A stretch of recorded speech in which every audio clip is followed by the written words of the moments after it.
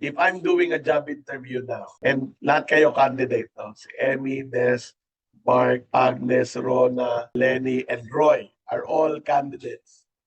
Now, if I'm going to choose one from you, I'll choose the one that will have at least two of this and the others two as outstanding.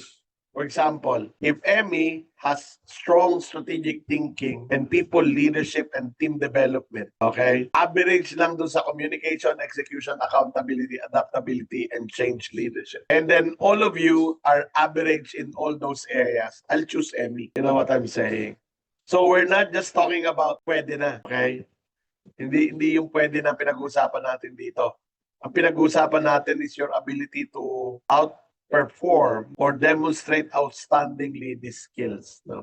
Ayan. So, marami pang iba, no? Those are just examples. So, ano yung opportunity para magawa mo yan where you stand now or where you sit? No? Saan mo to pwedeng gamitin?